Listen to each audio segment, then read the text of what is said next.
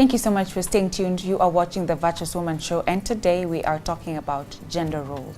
Over time, we have seen that maybe they are evolving, and where we are now is definitely different from where we were 50 years ago. And to discuss this with me, I have a very wonderful woman of God who's been explaining to us what gender roles are, and we're going to continue with this topic. Karibu sana.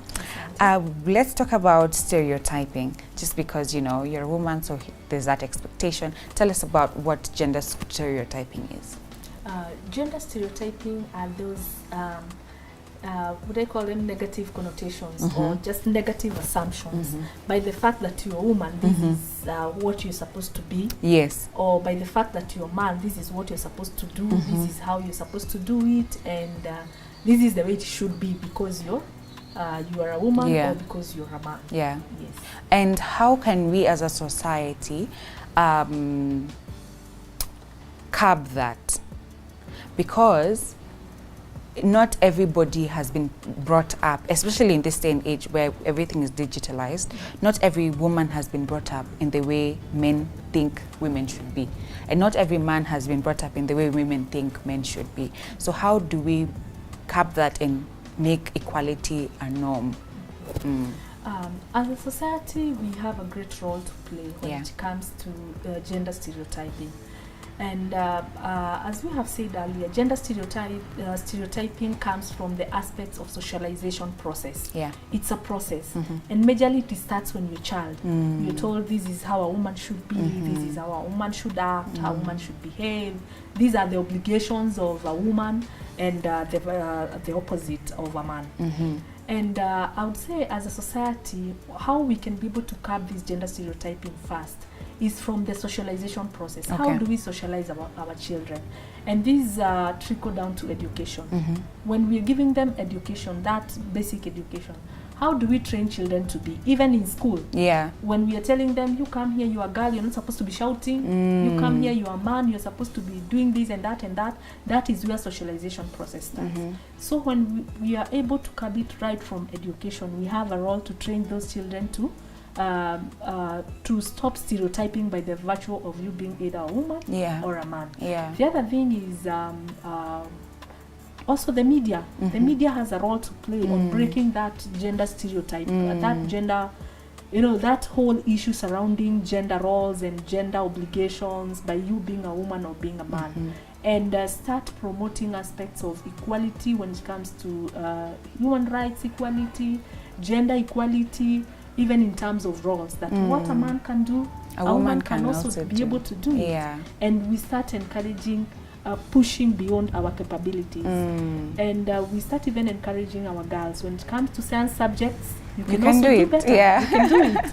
You're not confined to just doing home science and these other subjects that are defined to be women's subjects. So we have a role as a society to just break that socialization process that instills those stereotypes in our children. How do you make sure that there's a balance? Because I feel like there can be an extreme. When it comes to girl empowerment, especially today, we know that there have been an extreme where women are very empowered and men wameachiliwa kidogo.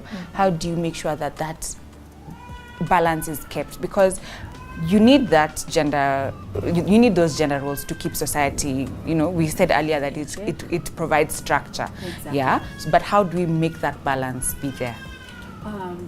I think it's, first of all, as you have said, we tend to lean towards a direction that we feel it's falling. Like now, some years back, we felt like the girl child is being left behind. And at this moment, we're feeling, hey, it's the like boy child call. We concentrated too much on the girls, and the boy child now is being left behind. My suggestion would be involvement of everyone. When we feel like right now we have a discussion on the boy child, they've been left behind and they're lagging behind. We need to involve everyone when we're doing these discussions. When we're putting these things on the table, we need to ensure that the girl child is equally supported just as the boy child. Otherwise, we'll have a society where there is a lot of inequality. And gender equality does not mean having the girl child so much empowered vis-a-vis the boy child. We need to reach to a point where we feel if the boy child is low, the girl child is out there supporting the boy child to reach the level where all of us are at par. So I would suggest, or my thinking is, if we can have a holistic involvement of all the stakeholders, if it's the men, we have mentors who are mentoring the boy child. If it's the women, we have women who are mentoring the girl child, so that we have a balance. I like that. Involve everybody. Okay. So earlier we talked about women having to join the workforce because, you know, times are changing and economy pia ni mpaka mwanamke ataamka alete kitu kwa meza. How are women being absorbed into the workplace, and how would you say we should be able to absorb them into the workplace fairly? Because I've had so many stories of women joining a certain company, they're doing the same job as a certain man, but their pay is lower. Maybe because they're a woman. I don't know why people do that. But how can women be properly absorbed into the workplace? I would still go back to my first point of involvement of everyone. You know, sometimes when we are doing something, we are doing it for the good intention. But majorly you find that those ones who've been left behind feel like it's a threat. For instance, when we talk about the workforce, sometimes men feel like women are coming to take their spaces, despite the fact that they have the same qualification. So basically, without involving men, they will keep squeezing women to the corner and just making them still feel inferior. And the other point is about, again, working on the gender norms.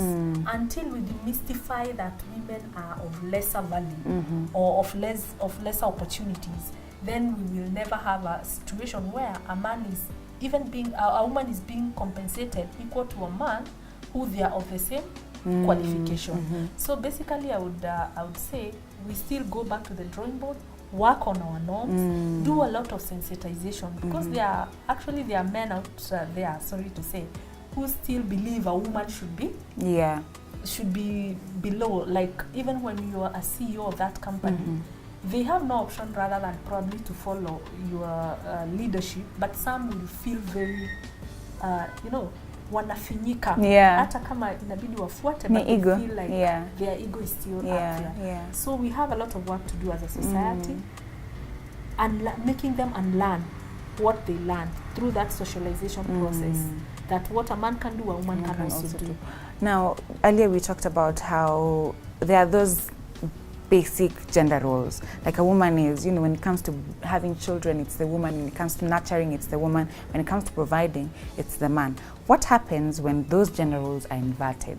Where now, because of a circumstance, not because the man is not hardworking, just because of maybe a situation, the man falls out of a job. Now the woman is one who's providing for the home. Of course, now the woman has to go to work. The man ameacha kwa nyumba na watoto.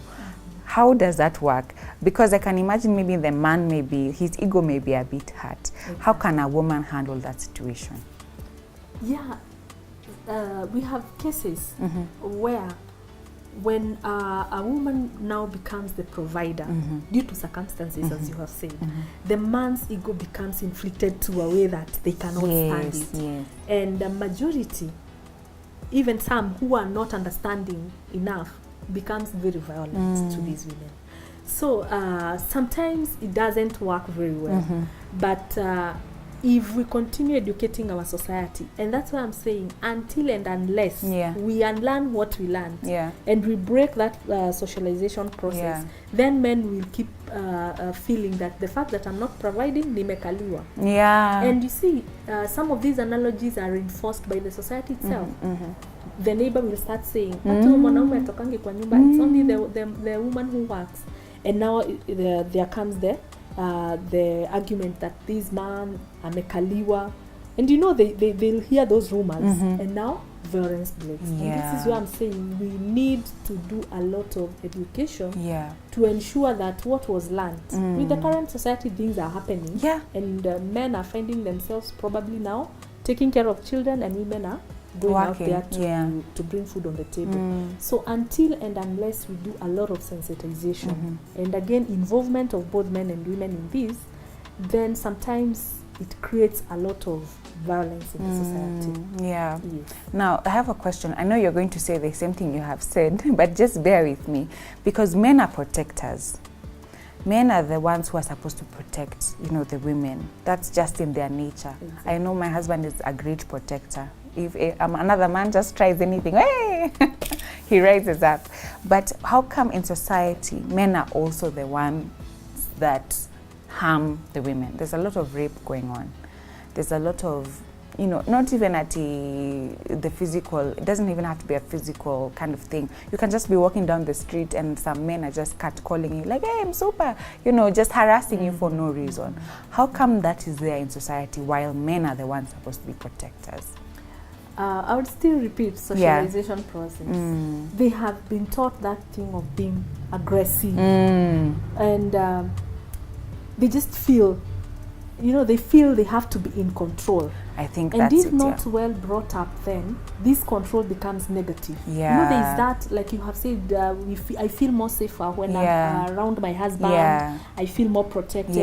That is positive aggression, because I'm assured of my security. Yes. But now some, because of the nature of the society, they turn out to be negative, negatively aggressive. Yeah.